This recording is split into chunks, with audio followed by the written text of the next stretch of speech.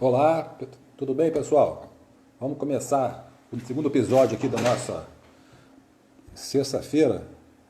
Oi, Vini, tudo bem? Vou chamar o Guzmão aqui.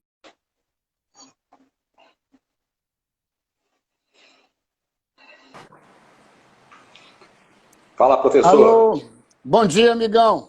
Opa, peraí que eu tô sem meu... Cadê a nossa turma? Tá chegando, esse pessoal hoje em dia chega até todo mundo atrasado na turma, né? Não, mas, Então, poxa, é a turma da nota 10, não? o Sérgio Matos já está presente aí. A Mônica. Ah, É. é? O Sérgio Tá Matos chegando. ficou. Sérgio Matos ficou de convocar o nosso amigo Dieter, lá de É. Aachen, na Alemanha, foi nosso consultor. Pô, Dieter caramba. Mussler. Hoje em dia não tem problema, né? Isso aí hoje a gente consegue falar com todo mundo, do mundo todo. Tem amigo nosso na França, o Emílio, grande abraço. Aham, Flavinho em São Francisco, aham. Martina em São Conrado, Isso. Guzmão na constante. Constante Sempre, 67, né? sempre constante, né?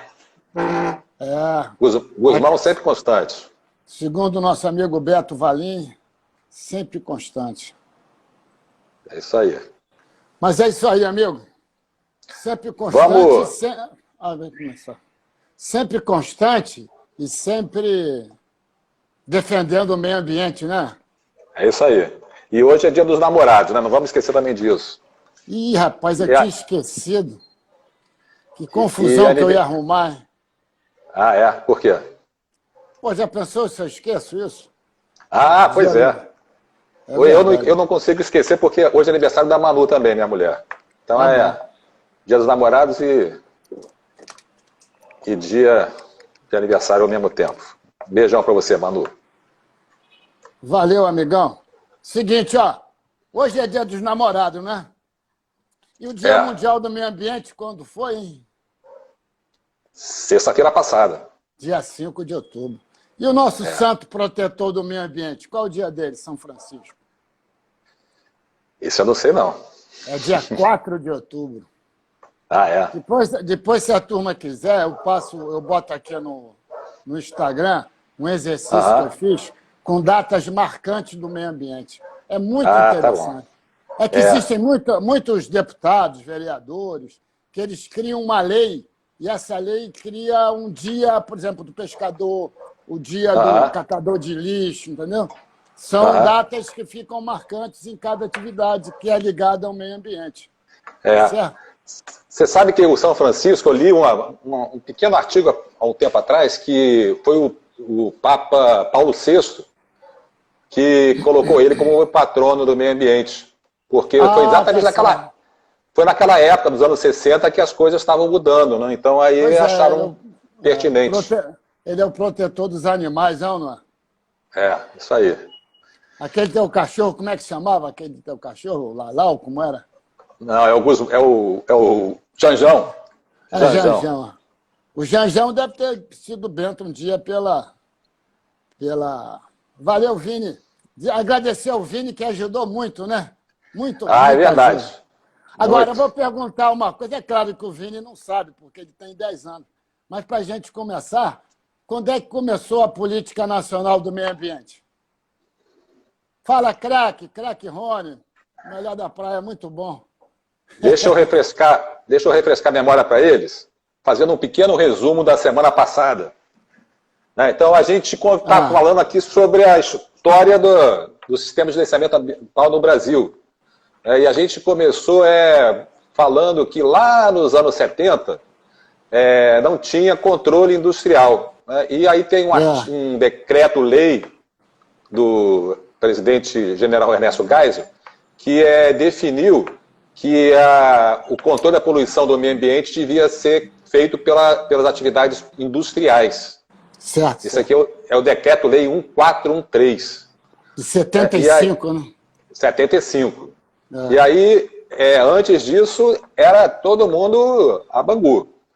E aí ele começou a ordenar um pouco isso. E por que eles fizeram isso em 75? Porque teve 3 anos antes uma reunião na Suécia, em Estocolmo, que estabelecida pela ONU, que reuniu países do mundo inteiro para falar sobre meio ambiente e a interação do homem com o meio ambiente, e a comissão do Brasil que foi lá percebeu que o discurso que o Brasil apresentou, um discurso que colocava o crescimento econômico acima do meio ambiente, não estava mais alinhado com o resto do mundo.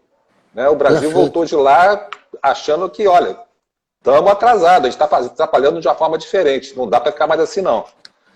E aí, aos poucos, o governo federal, a gente estava na época da ditadura, começou, de uma forma centralizada, a mexer com isso.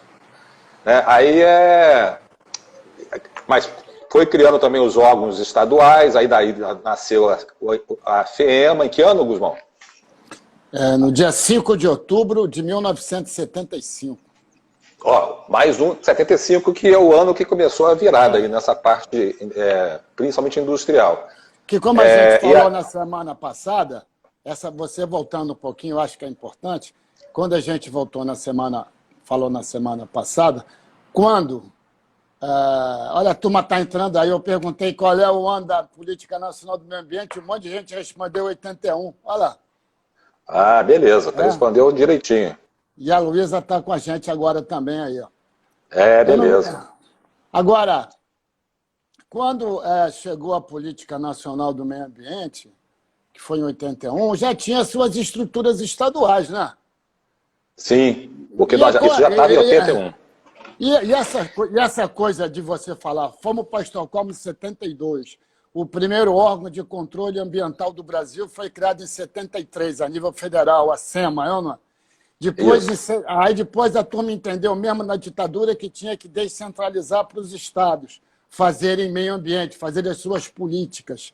Aí em 75 começa a se criar as OEMAs, que são os órgãos estaduais. A primeira OEMA, a FEEMA, em outubro de 75, em dezembro cria-se a CETESB em São Paulo. Quer dizer, um estado muito mais industrializado que o nosso, e a gente sempre mandando o nosso pioneirismo na área ambiental. E a Política Nacional do Meio Ambiente vem em 81. Quer dizer, essa política foi um marco, né, Guzmão? Essa política aí, até hoje, ela é muito inovadora. Ela já vê como ela tinha, é claro que ela mudou muita coisa, né? Algumas leis alteraram, mas ela era tão de vanguarda que ela até hoje, em cima de uma ciência que é tão dinâmica, a política nacional é válida até hoje, de 81 para cá. Já vai fazer 40 anos. Sim. Pois é, eu falo muito assim, que é igual com a vizinha que a gente tem aqui no prédio, que ela já fez muita cirurgia, já cortou aqui, puxou aqui, tirou dali. E ela fez um monte de alteração, mas é ela ainda, não? Com certeza. Puxou daqui, fez aqui. Aí o apelido dela aqui no prédio é 6938. Porque ela ainda está inteira. Então, o que acontece é que você vê, 72 veio Estocolmo, 73 a SEMA, 75 INEA, 81. Aí demorou 9 anos para se fazer a Política Nacional do Meio Ambiente. É para a turma entender, a turma até mais nova, que tudo na vida é lento, é devagar. As coisas não acontecem assim, de um dia para o outro, não. As coisas têm que se consolidando, se sedimentando até chegar à política. E a maior prova disso é o dia de hoje, não? Ela foi bem feita, né? E dura até hoje. Pois com os seus remendos. Pois é, hoje não é o dia dos namorados? Então, namorar também é uma coisa que vai evoluindo devagar. Não é isso? Primeiro pega na mão, fica 6, 7 meses pegando na mão, passeando, leva para tomar um sorvete de baunilha, aí vai aos pouquinhos até o casamento. Então, tudo é lento. E justamente a política foi bem feita. Por quê? Porque ela começou, né, em 81, mas os estados, desde 77, por exemplo, o Rio de Janeiro já fazia licenciamento ambiental. Foi aí que nós paramos na última aula, lembra? Paramos no SLAP, feito em 77, né? Isso. Isso mesmo, paramos exatamente aí, Guzmão. Então, os estados... Vai. O SLAP foi o primeiro sistema de licenciamento do Brasil. Foi. Não é isso? Não tinha nem a nível federal ainda. Não, o federal copiou da gente. Tanto, uma coisa que é importante, que você falou da outra vez, que eu não sabia. Você falou uma coisa realmente interessante, que a FEMA contou com um apoio de consultoria externa, internacional, para definir alguns parâmetros, né? E a próprio licenciamento teve esse apoio externo. Eles ensinaram a gente a fazer. Porque as empresas, Martini, nos anos 70, nenhuma empresa tinha um setor ambiental. Não existia segurança, meio ambiente. Existia setor de segurança, né? Porque segurança já existia curso de engenharia de segurança. Mas meio ambiente não existia esse técnico. E as empresas iam lá na FEMA para aprender com a gente. As grandes empresas. Né? Isso mesmo. E quando chegou em 77, né, com a criação do SLAP, nós passamos a ter a vinda constante de consultores aqui da Organização Mundial de Saúde, do Banco Mundial, de agências ambientais americanas. E nós, a nossa geração que começou, na época a gente tinha 23, 24, 25 anos, nós, quer dizer, eu e meus colegas, nós tivemos a oportunidade de visitar essas agências ambientais americanas que já faziam meio ambiente há muito tempo. E a gente depois multiplicava o conhecimento aqui. Muitos começamos como estagiários. Martini, era curso toda semana, Martini. Capacitação é fundamental, né? Toda semana. Agora eu vejo o INEA com a Universidade do Ambiente nessa mesma linha, entendeu? De treinamento, de curso, de capacitação, qualificação. A diferença é que a universidade faz para público externo também. Né? Competência você adquire assim, né? Você pega uma formação boa, né? Pega experiência no campo e através também de treinamentos. E aprende com quem sabe, não? Exato. Quando lá o sheik lá num país muçulmano quer fazer um time de futebol, ele contrata um técnico da onde? Do Brasil. Claro, que a gente vai ensinar lá porque a gente sabe. Mas aí, vamos continuar então. Vamos lá. Então a gente parou com o Haroldo, presidente da FEMA, o Haroldo Matos de Lemos, em 77, quando saiu o primeiro diploma legal relacionado com Sistema de Licenciamento Ambiental no Brasil, que é o SLAP, aqui do Rio de Janeiro. Para você ter uma ideia interessante também, eu acho que essa informação nem todo mundo sabe. Quando nós inventamos o licenciamento ambiental em 77, repare, a política nacional veio em 81. E o licenciamento foi um dos instrumentos de controle da política nacional. Mas, quando veio o licenciamento ambiental, nós inventamos aqui. O pessoal era extremamente capaz, competente, sabe? Muito, gente da primeira qualidade. E criou-se aqui o licenciamento em 3 fases: a LP, a LI e a LO, a licença prévia de instalação e de operação. E a licença prévia, na época que nós criamos, ela não era obrigatória, você fazia se quisesse. Aí, quando veio a lei federal, que tornou LP, LI, LO, confirmou e tornou a LP obrigatória, a nossa LP passou a ser obrigatória também. Porque a gente não sabia. Porque a gente não podia ficar menos restritivo do que a lei federal, entendeu? Ou mais restritivo que a lei federal. Então, teve essa alteração dentro do SLAP quando veio.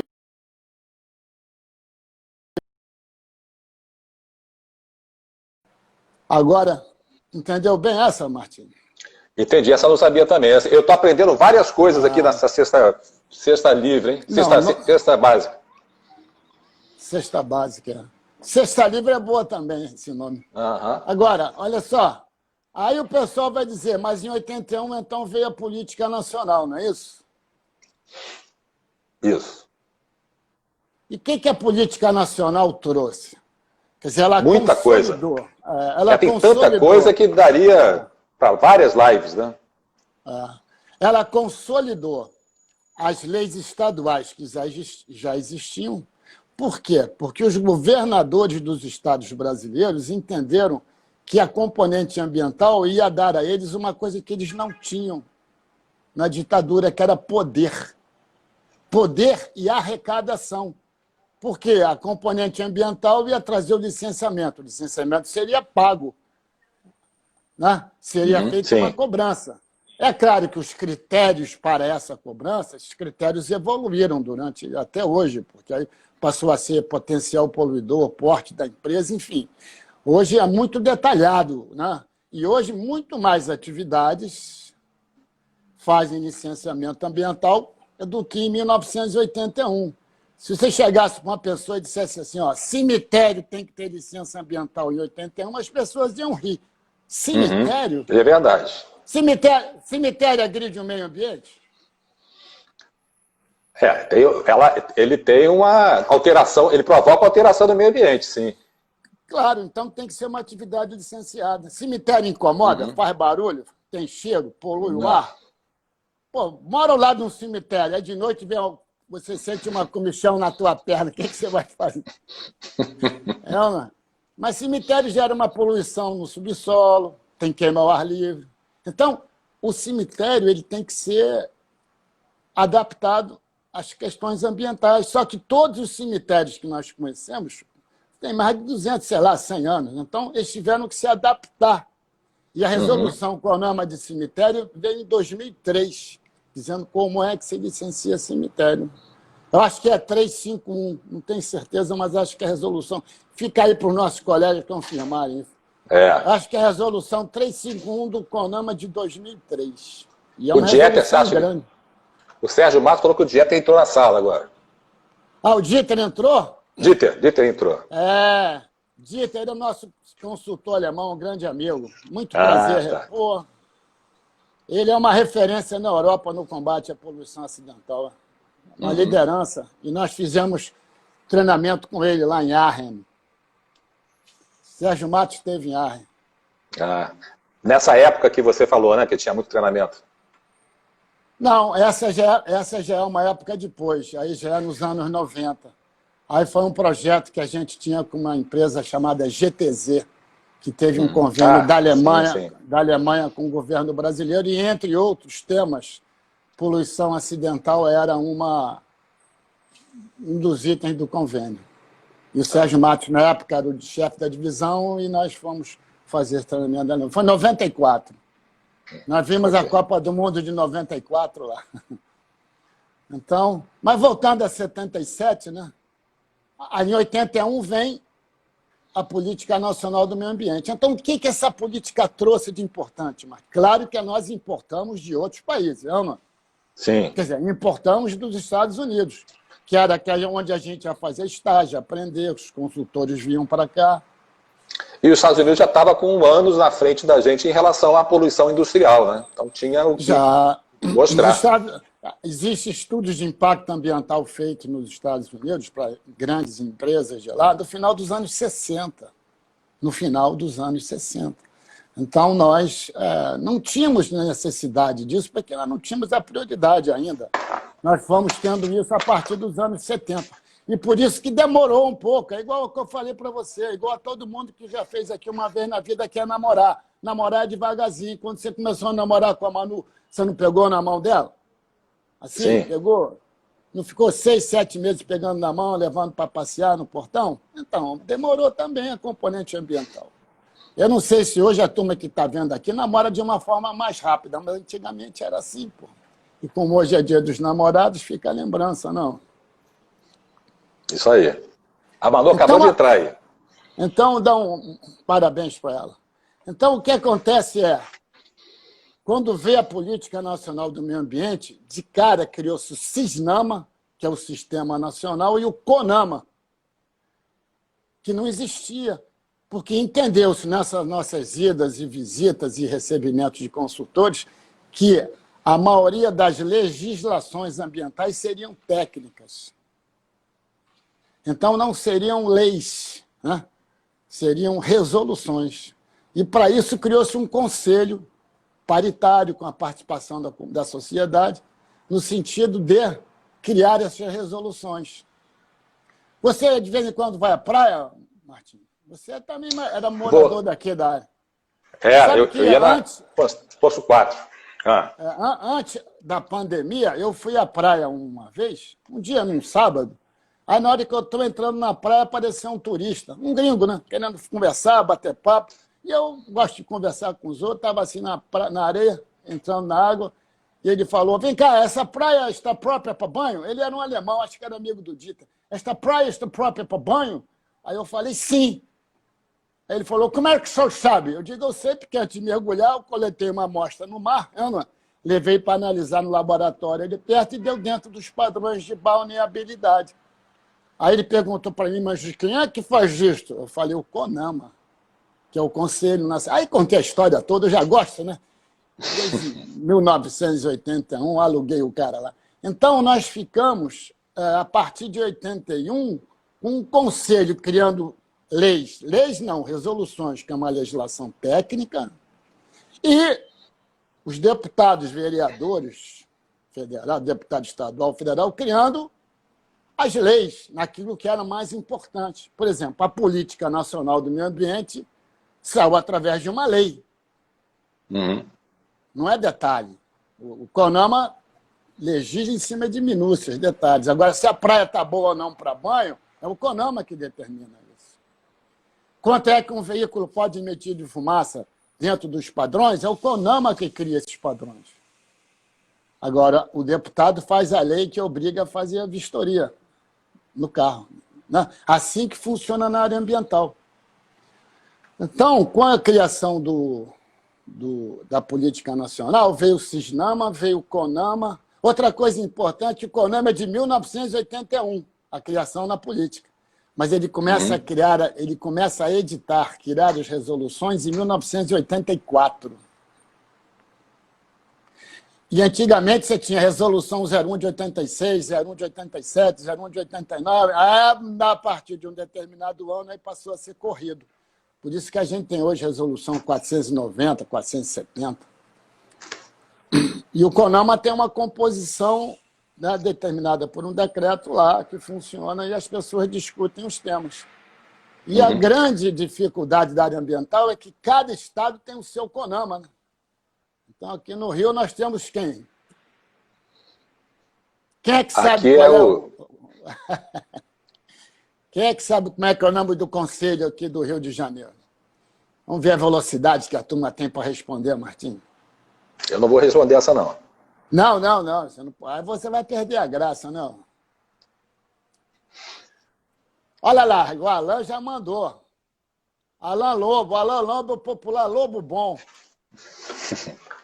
Esse é o Lobo Bom, uma boa pessoa, o Lobo Bom. Grande prazer encontrar Lobo Bom. É o CONEMA, né? CONEMA, olha aí. A Helga também mandou. Pô, Helga, demais você aqui, Helga. Grande abraço no Mastério. Ó, o Walter lá de Petrópolis mandando também, CONEMA. Jogadora, ó, Vinícius, Manu. Agora, com essa estrutura, então, o que a Política Nacional do Meio Ambiente cria? Hein? Ana Carolina está querendo chamar o Monk ali, aquele filme do Monk, eu gosto muito. Mas o que a Política Nacional do Meio Ambiente cria? Ele é um marco, não é? É um marco. É um Então, marco regulatório. E além do CISNAMA e do CONAMA, ela cria os princípios ambientais, os objetivos, os instrumentos de controle e as responsabilidades ambientais. Então, isso tudo está dentro da política, responsabilidades administrativas, civil e penal, que a gente não tinha na época, não tinha. E a solidária, né? A responsabilidade solidária também veio dela, né? A responsabilidade solidária e a responsabilidade objetiva, que a gente não entendia isso. Não tinha antes. Perfeito. Isso aí vai ser fruto de outra... Né?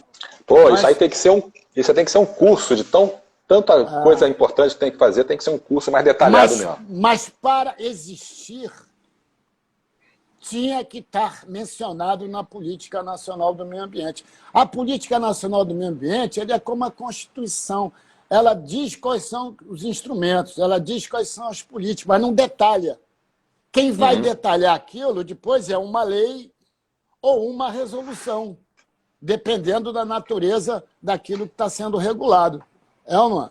Agora, quando se criou os princípios ambientais, depois se a turma... Não sei como é que a gente pode fazer Ela quer que homenageie a Sandra, olha só. A Manu está me botando numa situação aqui que eu esqueci Dia dos Namorados. Né? Mas Fala, Pascoal. a gente acaba fazendo uma homenagem. Os instrumentos de controle, quando foram criados, Martim, hoje, quantos instrumentos... Vou fazer outra pergunta, hein? Essa aí é pro Gui, hein? Quantos instrumentos de controle existem que foram criados na política nacional e depois foram sendo aumentados? Mas hoje são quantos instrumentos? Olha que pergunta boa por nosso... Essa forma de interagir com o aluno é demais, que vai ter nota 10 a beça aqui, ama. Carreira, mestre Carreira, grande amigo. Quantos instrumentos de controle? Alguém já respondeu aí, Martim? Eu não vi ainda, eu estou sem óculos. Não, ainda não. Ah, a Política Nacional 1981 foi rapidinho, é ou não é? Foi. Então, quando criou-se a Política Nacional criou o quê? Grande amigo Dieter Hell, turma lá de Arnhem. O que acontece? Criou-se, então é importante que na política veio os objetivos, os princípios ambientais, os instrumentos de controle e as responsabilidades. Quando a gente fala princípios, são aqueles princípios, bom dia, Pascoalino, são aqueles princípios da prevenção, da precaução, da recuperação, da restauração, da preservação, da conservação, desenvolvimento sustentável. Já pensou desenvolvimento sustentável entrar na cabeça do brasileiro nos anos 70? É.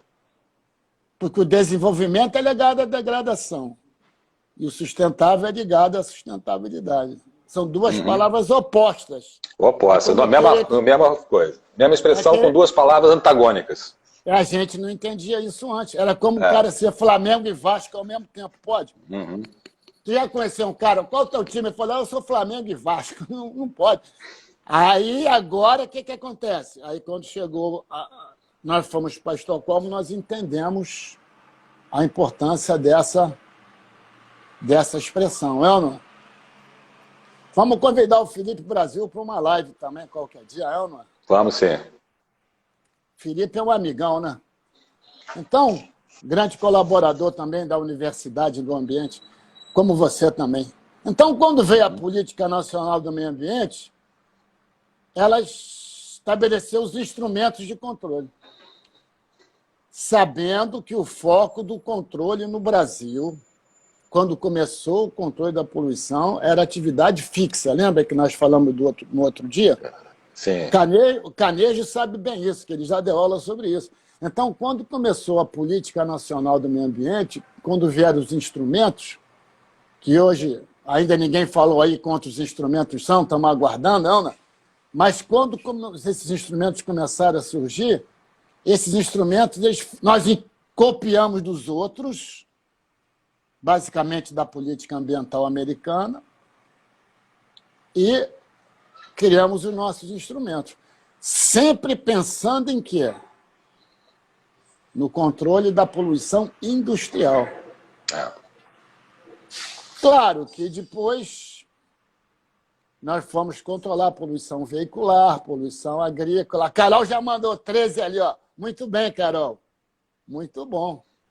Nós já colocamos poluição agrícola, poluição veicular, poluição de fontes móveis. Mas, inicialmente, os instrumentos foram feitos para controlar a poluição industrial. Pascoal já mandou 13 instrumentos. E se são 13, qual foi o primeiro? Agora, outra pergunta. Você está anotando aí, Martini, para dizer que vai ter nota 10? É? Você está com aquela nossa planilha aí que a gente fez? Está aqui do meu lado. Então, se são 13 instrumentos, hoje, nem de cara não foram 13, né?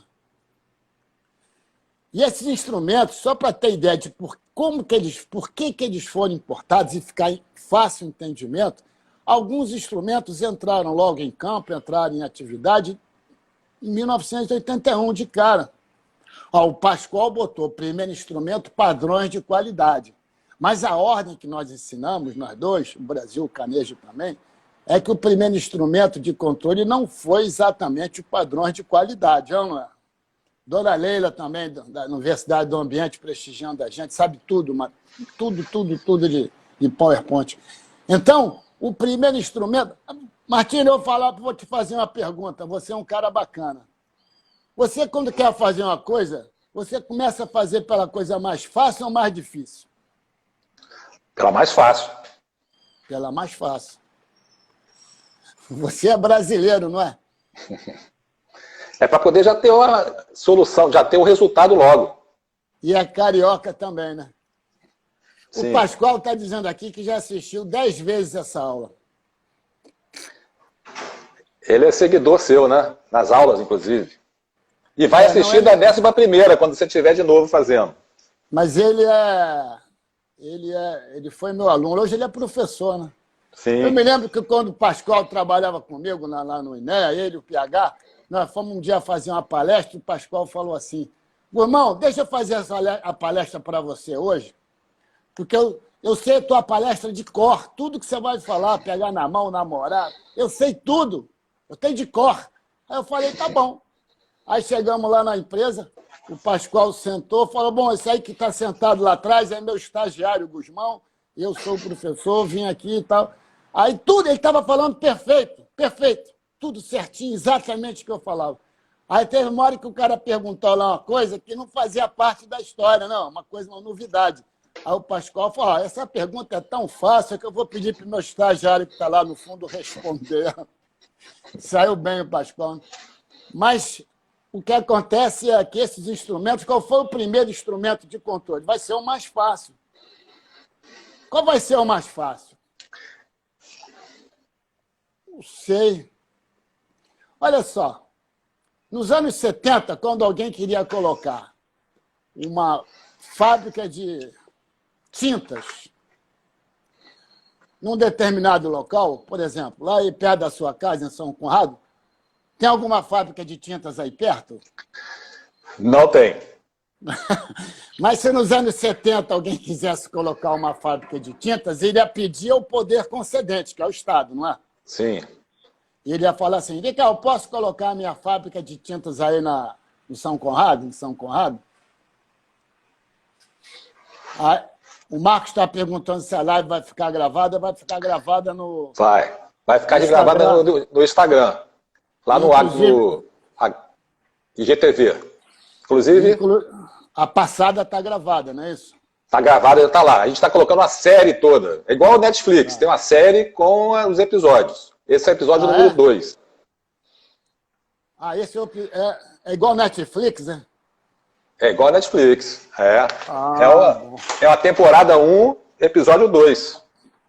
Caramba, se essa pandemia durar até junho de 2021, pô, a gente vai fazer 10 temporadas, não? Tem série que tem 10 temporadas. Tem. Big Bang já teve, eu acho que 10 quase, antes de acabar. Meu amigo Bicudo que me orienta nessas séries. Então, o que nós... Guzmão, na Tijuca, você falou de São Paulo, mas na Tijuca, antigamente tinha fábrica de cerveja na Tijuca, tinha muitas indústrias na Tijuca. Mas porque elas estavam lá antes do zoneamento, né? Exato. Então, a fábrica da Tijuca, a fábrica da Brahma era na Tijuca. Era na Tijuca. Rua José Gino. Hoje é o supermercado. Não tem uma chaminé lá? Ainda tem. A chaminé é uma lembrança da época. Nós, pelo INEA, a turma de poluição acidental, nós corremos para atender vazamentos de amônia nos anos 80 lá. No final dos anos 80, que o que estava foi, com o tempo, mudando. Que começou a pressão da sociedade, as empresas começaram a levar multas, a imagem das empresas começou a ficar maculada porque saía em jornal, então a componente ambiental foi pegando seu espaço. Agora, voltando, o primeiro instrumento de controle criado foi justamente para isso que nós estamos conversando. O cara queria botar uma fábrica de de tintas em São Conrado e pedia para o poder concedente, que era o Estado, o que o Estado falava para o cara? Por exemplo, quando botou-se a fábrica da Brahma na Tijuca, posso botar uma fábrica de cerveja aqui? Quando você Antes de 81.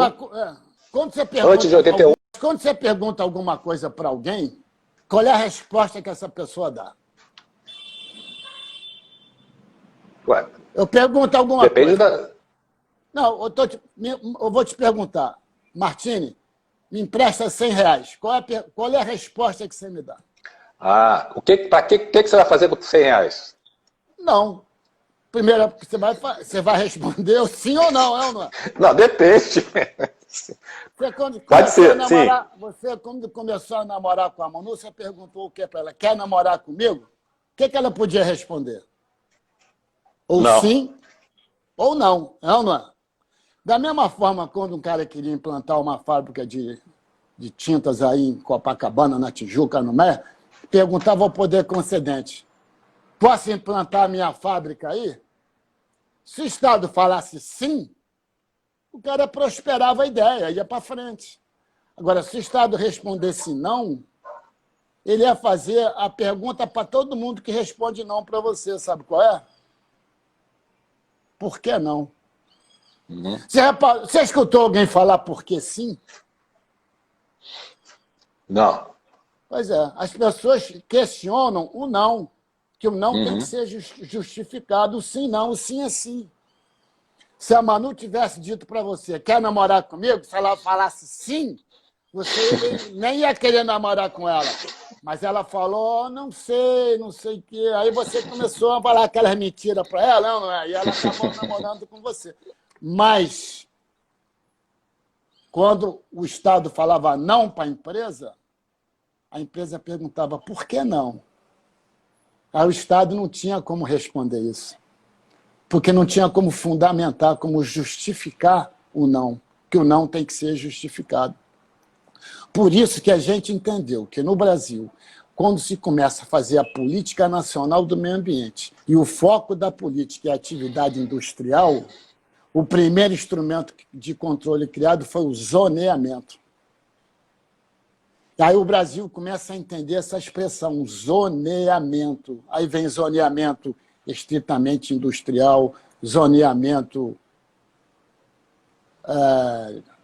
vários tipos de ZEI, ZUP, de uso predominantemente industrial, zoneamento de uso diversificado, zoneamento, zona comercial. Quer dizer, o Brasil começa a entender o significado da palavra zonear, que no imaginário do brasileiro, zonear quer dizer o quê? É uma zona, né? É uma bagunça. Uma bagunça. Mas zonear não é bagunça. Zonear é organizar, delimitar. As mulheres, as nossas mulheres, que hoje são homenageadas, elas gostam muito de nos elogiar, né? Hoje mesmo, a Sandra entrou no quartinho que eu estava trabalhando e falou, pô, esse teu quarto é uma zona, hein? Eu falei, pô, muito obrigado. Muito obrigado, você está me elogiando. Porque na cabeça dela, zona é bagunça. Imagine você, Canejo, Pascoal, Brasil, essa turma toda que trabalha com o meio ambiente e professores, imagine o que nós temos de papel, de lei, resolução, prova, trabalho, exercício. Essa papelada que ainda tem papel, não aboliu totalmente papel. Então, o nosso quartinho de trabalho não é uma zona, é uma bagunça. Não? Sim. Então, o zoneamento foi o primeiro instrumento criado. O pessoal está lembrando aí, Guzmão, do Curtume Carioca, que era na Penha, um local que hoje, depois do zoneamento, não se permitia mais uma atividade como a do Curtume lá. Mas o Curtume é dos anos 40, porra. Não, pois é. Ele foi colocado antes do zoneamento ser definido. Claro, aí depois ele saiu. Foi para uma ZEI. Mas uma zona... depois de pressão da sociedade, ninguém pode ninguém pode curtir couro com acrilato de etila próximo da população. Só que nos anos 40, aquilo era uma fazenda, não tinha ninguém em volta, porra. Não tinha vida no Brasil, né? Não tinha Avenida Brasil na época. Por isso que tinha o quê? Refinaria de Manguinhos, sabão português. Você conhecia as coisas pelo cheiro. E o Sérgio está lembrando a Souza Cruz aí. A Souza Cruz, lá na Muda. Uhum. Era na Muda, não era? E outra coisa, vocês sabem onde eram as indústrias, algumas indústrias farmacêuticas do Rio de Janeiro nos anos 80? Não estou falando de 1910, não, hein? Algumas indústrias farmacêuticas, como a Schering, Park Davis, eu sei porque eu fui estagiário da Park Davis, trabalhei lá com meu amigo Gentil. Era na Gávea, Martins. Ah, sim, eu me lembro, onde é um shopping center hoje em dia. Onde tem aquela rua nova que dá acesso ali também. Sim, sim. Park Davis. E o Park Davis tinha um campo de futebol, society, dentro da fábrica. Era uma área enorme. Uhum. Depois, elas tiveram que sair dali. E foram para uma ZUP, né? Para uma zona de uso predominantemente industrial, que é lá em Jacarepaguá, criada para elas. A Brahma tinha também ali onde é o Sambódromo. É verdade. Brahma. Isso tudo numa era que não tinha zoneamento. Agora, elas já estavam lá. Existe o quê? Direito adquirido, existe emprego, questão social. Então, com o tempo, foram sendo criadas esses distritos industriais e essas empresas foram indo para lá. Você me lembra onde era a Casa da Moeda, não? Era no centro do Rio. Era na Praça da República. Fábrica da República, Como é que você... E ela saiu de lá em 1982. Uhum. A Casa da Moeda entra em concorrência para fazer dinheiro para a China, emite licenças ambientais. Imagine o que não gera de resíduos de tinta uma atividade como essa. E hoje ela é uma referência. Tem estação de tratamento, né, e tudo mais. Pois é, isso tudo... A componente ambiental, ela permeia por tudo, Martins. Uhum. Tudo. Quer dizer, se você vai fazer o curtume carioca, né? Como o Sérgio falou aqui, vai curtir couro, o acrilato de etila que a gente não fabrica, ele vai chegar pelo porto do Rio, não é? Então tem que ter um plano de emergência, um plano de ação para descarregar do navio, colocar em caminhão, ter um acompanhamento. Porque se aquilo derramar no meio da via pública, vai ser um horror. Lembra onde era o gasômetro? Ali na perna da SEG, na terreno da SEG, né? Em frente à rodoviária ali. No Caju, sim. E a história do gás, né? E aí, Tony? E a história disso tudo, então, começa com o quê? E a gente, eu e meus colegas, nossos contemporâneos, nós vivemos isso. Então, começou a se fazer o quê? Começou a se fazer o cadastro industrial para viabilizar o licenciamento. Aí nós começamos a fazer licenciamento ambiental. E aí, quando a política nacional veio, ela colocou os instrumentos. Por isso que o primeiro instrumento é aquele mais fácil, é dizer o quê? Sim ou não? Posso ficar ali? Se o Estado falar antes de 81, antes dos anos 80, posso ficar ali? Se o Estado respondesse não, o empreendedor ia fazer, porque o não estava fundamentado. Se o cara quisesse botar uma fábrica de cimento na Presidente Vargas, ele botava. Não botava porque outros problemas, né? O terreno é caro, né? Mas a questão não tinha. E a questão é que, às vezes, a pessoa tinha que... O empresário teria que comprar um terreno e poderia depois ser, na fase final, ser cortado pelo INEA, né? De ter que fazer a empresa naquele lugar. Então, agora, né, com a LP, ele já sabe de antemão se vai poder usar ou não. Pois é. E a outra coisa é que o camarada não vai ter um investimento de comprar um terreno numa área que não pode. Isso, perfeito. Que é muita legislação. Você não pode colocar, por exemplo, um aterro sanitário, tem uma série de limitações. Então, se o empreendedor, né, internacional vai querer fazer um investimento no Brasil, a primeira coisa que ele vai ter que ter é ter um consultor que explique para ele como é que é a legislação ambiental no Brasil. E quem começou com essa história de regulamentar isso justamente foi a Política Nacional do Meio Ambiente, que criou os princípios, os objetivos, os instrumentos, que já disseram aí que são hoje 13, e as responsabilidades. Então, nós passamos a ter leis de natureza administrativa, civil e penal. É ou não? Uhum. Mas só que quando começa o controle da poluição no Brasil, começou com a poluição industrial. Então, as regras foram para a poluição industrial, as estruturas foram. Só que, como a componente ambiental é muito dinâmica, os órgãos de controle, principalmente, né, no Rio de Janeiro, São Paulo, que eram os parques assim, mais desenvolvidos, industriais, começou-se a se entender que uma era controlar a atividade fixa. Só que, por exemplo, uma empresa, uma indústria química, ela produzia alguns produtos, alguns derivados, mas tinha que receber outros de fora, alguns importados. Então, essa movimentação de produtos fez a necessidade dos órgãos ambientais criarem equipes especializadas no atendimento de emergências químicas. E o Rio de Janeiro passou a ser o foco disso também. Por quê?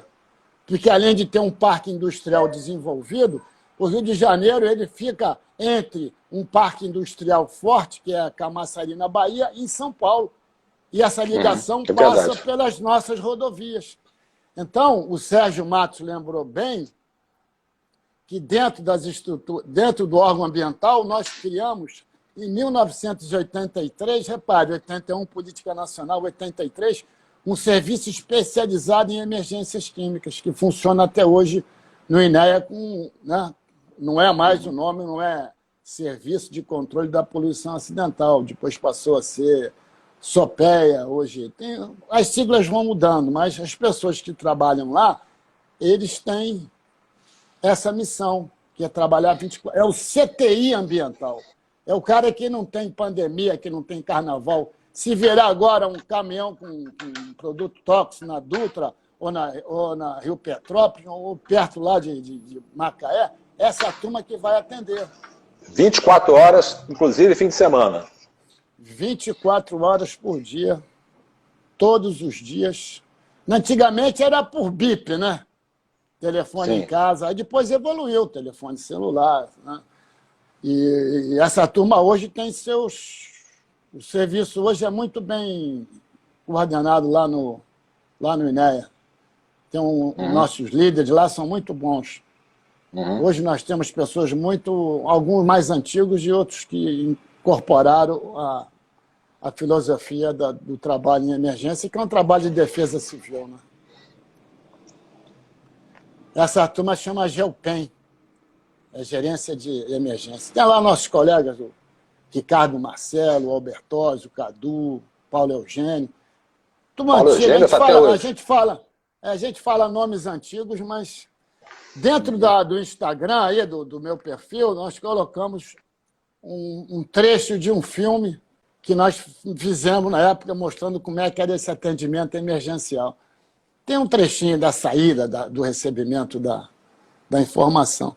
Então, quando veio a estrutura dos órgãos ambientais, quando você fala, mas a empresa X produz um produto que manda para outra empresa. Então, essa empresa X tinha que ter licença ambiental. A empresa Y, que recebia, também tinha que ter licença ambiental. E a evolução foi as empresas transportadoras passarem a ter licença ambiental também. Sim. Passou-se a se exigir. Então, uma empresa que faz movimentação de produtos perigosos entre Rio de Janeiro e Petrópolis tem que ter uma licença do INEA. Dificilmente uma empresa transportadora vai ter licença municipal. Ela vai ter licença municipal para sua sede, onde ela faz manutenção dos caminhões, lubrificação, tem tanque separador de óleo, mas a licença de transporte ela é dada pelo órgão ambiental. Porque ela sai do município para o outro, né, o caminhão. E se ela fizer Rio Bahia, por exemplo, quem dá essa licença é o IBAMA. Certo. Quer dizer, essa repartição de competências na área ambiental ela é muito complicada. Você vê só uma pequena atividade, transporte de produtos perigosos, pode ter licença federal, estadual, municipal. E como é que o empresário vai saber disso tudo, Martino? Não é? Mas precisa ter, porque um dano emergencial, não é? O Dieter está nos assistindo, é o lançamento de uma massa poluidora significativa num curtíssimo espaço de tempo. Isso. Então tem que ter planos de emergência. Ele tem que conhecer as obrigações, né? Porque ele tem, ônus dele conhecer também a legislação ambiental, que ele tem que entender, e caso tenha um acidente, ele tem que também cumprir, porque ele é solidário, quando não é o principal responsável. E com o tempo foram se criando empresas que faziam esses atendimentos emergenciais, vendendo esse serviço. Por que se criou os anjos do asfalto nas estradas? Porque os anjos do asfalto atendiam os acidentados rapidamente, não é? Então criou-se os anjos do ambiente, que são essas empresas que são contratadas e chegam junto a qualquer hora do dia. Por isso que o tempo passa, já são 10h20, Martino. Faltam 8 minutos para a gente terminar o episódio de hoje. Mas essa questão que a gente faz, essa fala aqui, é igual o jogo de futebol, que o juiz dá mais 5, 10 minutos quando acaba. Não, aqui não tem prorrogação, não. Aqui ninguém fica assim, não? Derruba. O Instagram derruba a gente. Ah, muito bem. E é claro que além do plano PARI, que era o plano das estradas, plano da rodovia Dutra, tinha um plano também da Baía de Guanabara, porque podiam ter acidentes com óleo, produtos químicos no mar. Então, isso tudo, o INEA foi pioneiro, isso tudo é anos 80, Martim. Os caras vinham aqui copiar o que a gente fazia.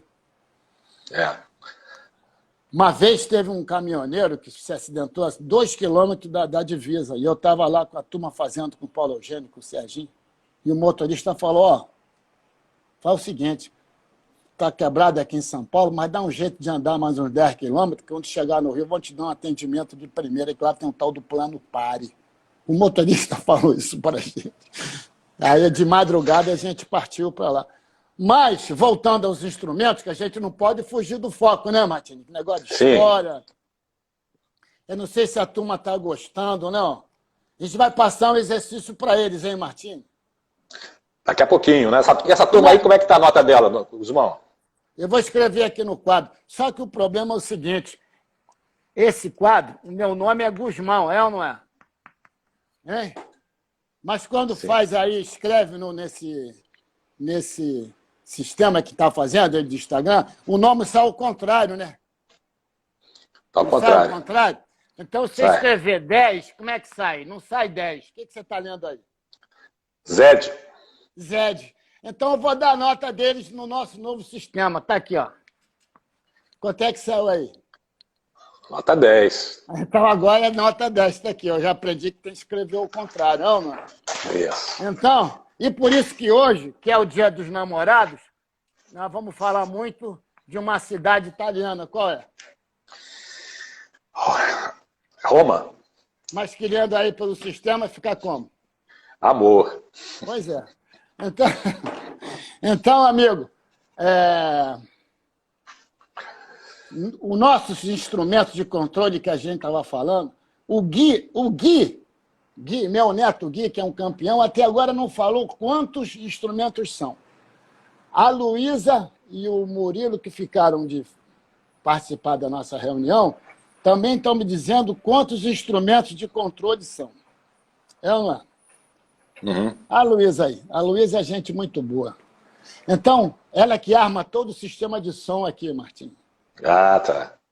Então, falando nisso, Guzmão, deixa eu então, vamos começar aí para os finalmente agora aqui no episódio de hoje. Mas não são 10h20? Não são 10h20? Eu não uso relógio. Que horas são? Não, já são 5:11. Pô, como passa rápido? Passa rápido. Você está no horário de verão, Martini. Não. Estou aqui no horário nosso. Mas hoje o sistema funcionou perfeito, não caiu nenhuma vez, está rodando direito, está totalmente estável. Então, o problema de semana passada está resolvido. Agora, Eles querem continuar outra aula lá. Ah, e quer emendar, quer fazer o segundo tempo. Mas vamos fazer o seguinte, vamos combinar na sexta-feira que vem, né, a sexta básica da semana que vem vai ser às 11 da manhã, não é isso, Guzmão? Às 11 horas, 11 horas. Acho que a gente acha que tem um horário melhor, porque hoje a casa está cheia, mas semana passada tinha o dobro. Hoje a gente está com 39 pessoas, na semana passada a gente chegou a 80. Pois é, mas acontece que hoje é feriado, né?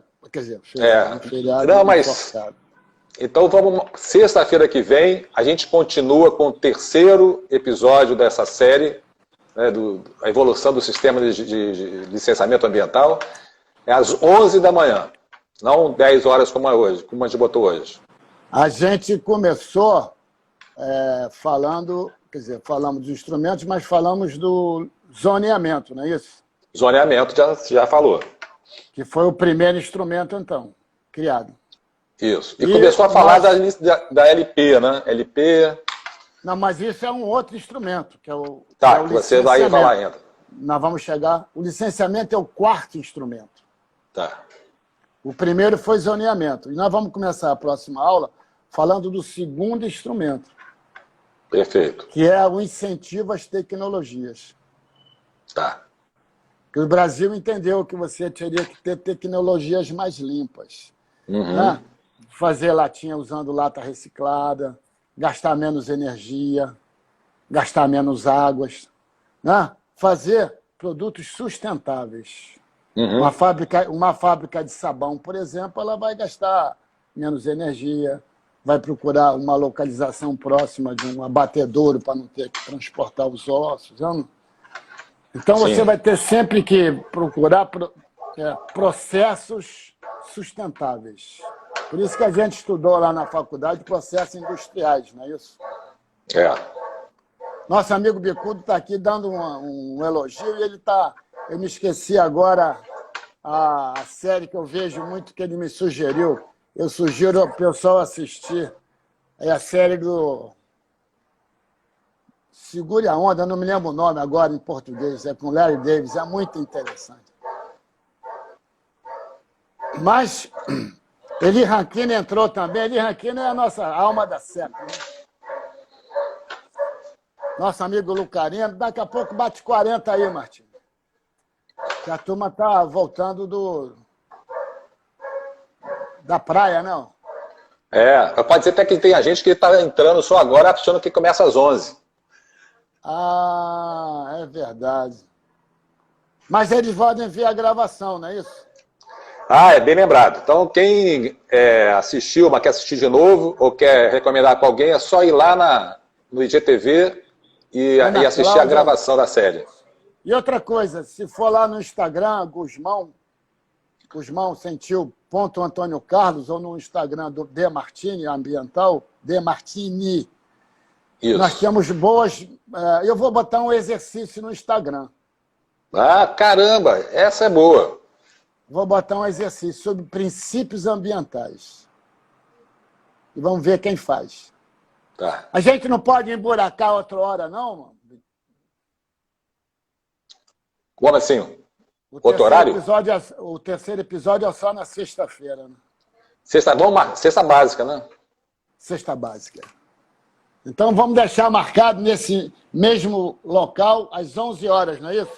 11 horas. 11 horas. E a gente continua a matéria. Isso. Quem quiser assistir lá, vai ter um link lá no site do Guzmão e no meu com essa aula de hoje. Tá certo. Lobo Bom então... para mais uma hora. Deixa para semana que vem, Lobo. Tá, um abração. Acho que estamos encerrando, hein? Então, valeu, Martins. Muito obrigado. Vai cair. Valeu. E vai lá no Instagram que eu vou botar um exercício. Beleza. Tchau, tchau. Tchau, turma.